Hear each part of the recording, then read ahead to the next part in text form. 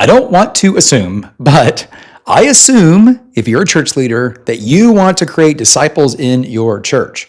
I know that, you know that, but you also know that you can't preach a great message every week and see discipleship grow dramatically. It's bigger than that because great preaching doesn't create a culture of discipleship. That's what we're going to talk about. Think about it from just as a preacher. I preach all the time, and I bet a lot of you do too. You can have solid theology, strong attendance, faithful volunteers. I mean, all the stuff you need, right? And you can still sense that something is missing, people are present, but they're just not fully engaged or involved, or even it feels like their heart isn't really fully in it. And here's the reality, right? Most churches are information rich, but participation poor. Let me say that again. Most churches, and this, I hate to say it, this might be you too, most churches are information rich, but participation poor. We are excellent at content delivery, sermons and series and studies and resources, right? Your website's full of that stuff. But information doesn't create transformation. Do you know what does? Participation. Participation, not information, is what God uses for transformation. You could inform people. You can't inform people into growth. You invite them into it. You can't just give more information. You have to invite them into application by taking steps. And if participation isn't baked into the culture of your church, it will never become normal. It's going to always just feel a little optional.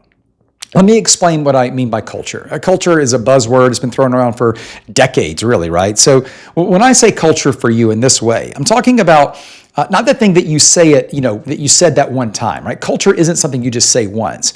It's really what you repeat consistently. It's the norms and the behaviors of your church. It's what people come to, and this is a key word, expect. It's what people come to expect at your church.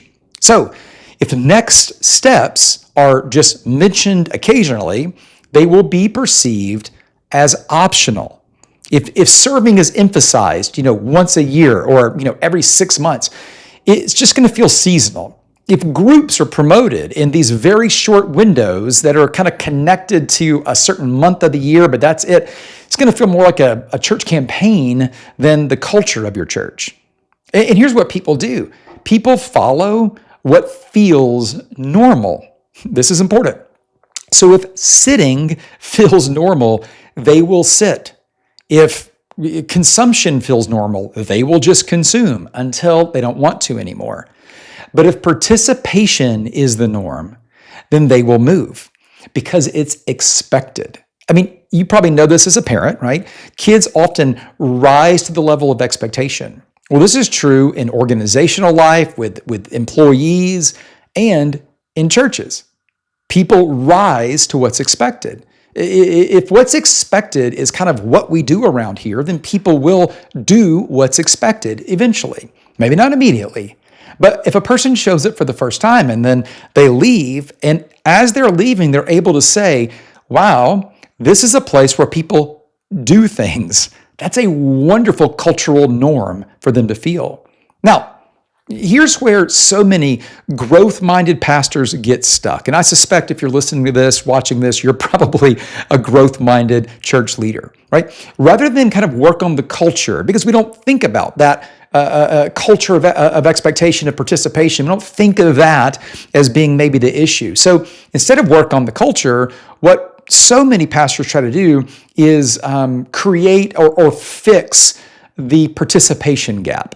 And they do that by just adding more options. You add more programs, more pathways, you add more announcements, more emails, but more doesn't create movement.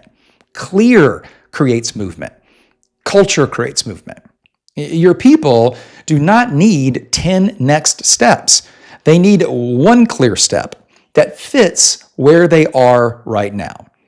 If they need to hear it, and they need to hear it repeatedly, consistently, so that it becomes cultural. This is really where intentional leadership comes in. And you're an intentional leader. You have to decide what the primary direction is going to be. Let me give you an example. You can't take one Sunday, 2 Sundays a year and talk about groups. You need to talk about groups all the time. You need to talk about serving all the time.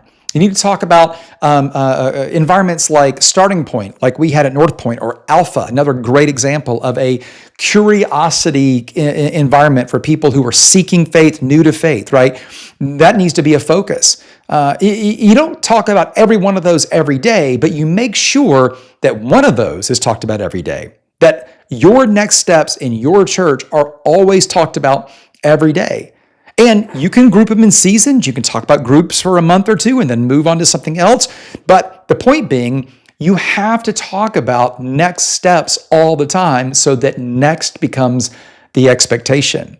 And as you talk about it on Sunday, you embed it everywhere, Sunday and outside of Sunday, right? You embed invitations to take a step into your sermons. And it's not an add-on. It becomes a part of the direct application, right? You embed it in your emails and your social media space. I mean, everywhere you're communicating, you are including next steps because we want to make it cultural.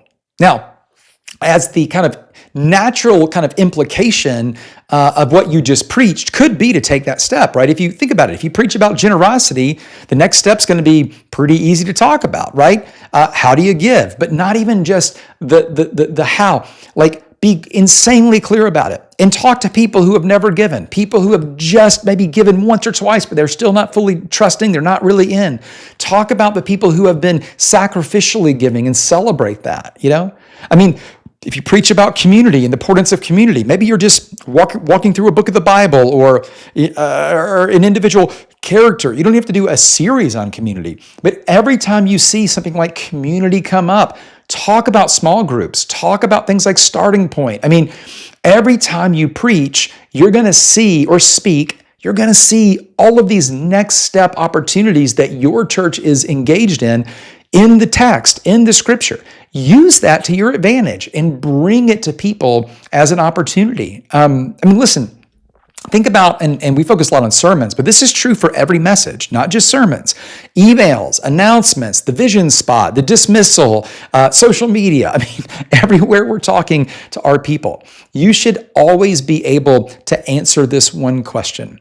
What is the right next step for someone who just heard this? If you can't answer that, then you don't have a pathway for them. And when you answer that question, it can't be, you can't start with well. It has to be clear. You have to know exactly what that next step is, and then you've got to say it with great clarity. Now, let me add just one more thing, right, that we probably don't talk about enough, right?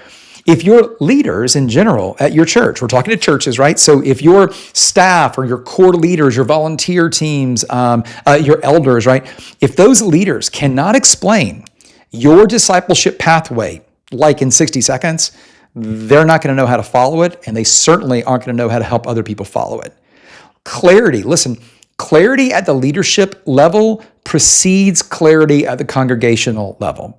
You really need to sit down with your staff. I would tell you to do it this week, your core volunteers, your elders, and ask them to explain the pathway from attender to multiplier. Like, we use those words, or I use a lot of times from seeker to steward.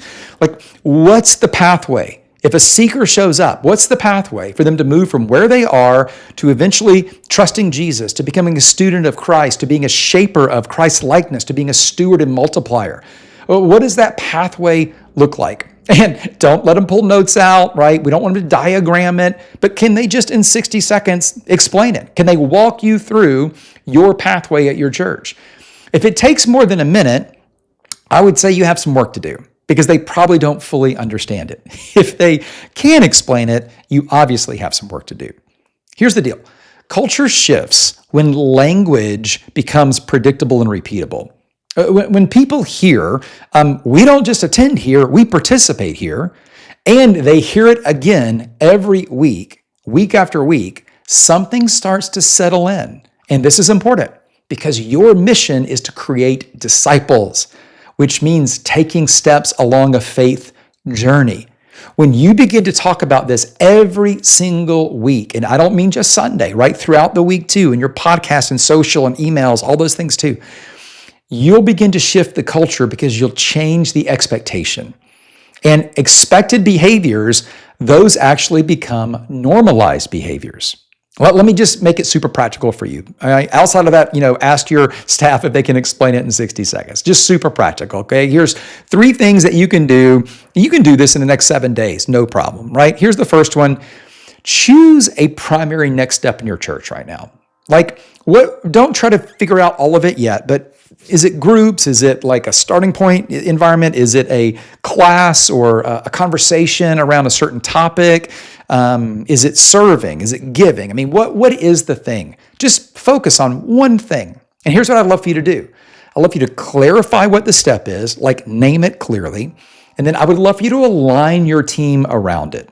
That's the first thing. Pick one step. Now, eventually, you're going to get so good at this that you will begin talking about all of the steps all of the time. Because as you see it in the text, in your sermons, as stories that you're sharing to celebrate what God's doing in your church, all of those things are going to give you incredible opportunities to share all of the things that are next steps. But just start with one.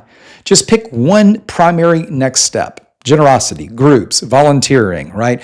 Private disciplines, devotions, things like that. Just pick one. And then next, I would love for you, and this is a preaching thing, but if you're not a preacher, there's other ways to do this. But what if you just could review your upcoming message for Sunday, right?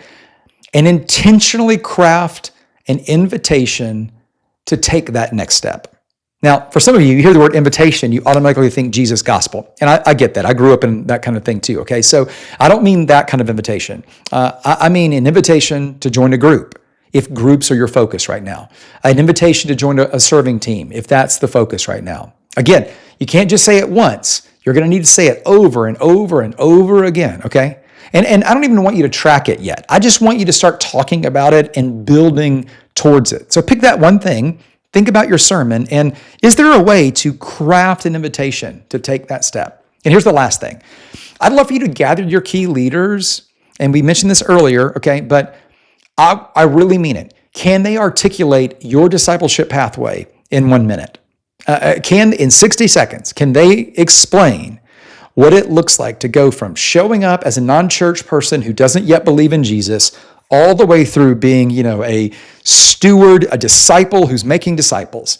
And again, that is not necessarily I don't want you to feel like this has to be so narrow but can they talk about what do we offer? What do we promote? What are the next steps that we would inspire and equip people to take along that journey? Listen, if they can't articulate that, then you got to build a better pathway, and you got to create a culture of participation, right? This is how you do it. This is how you move from just announcements to changing the culture. You move from attendance to participation. And here's the big one. You move from information to transformation. Now, here's some very good news. You don't need to overhaul your church. You're probably doing a lot of unbelievable things already. What you need to do, though, is just add some intentionality to what you're already doing. You need to figure out how to align all these things that you're already doing, so you know who to promote things to, who to inspire to take the step. And then once they take the step, what's the next step that we're going to be promoting for them? Movement becomes culture when it is assumed. And the way that we assume it is to make it normative. When participation becomes kind of the identity of your church, listen, growth just follows that too.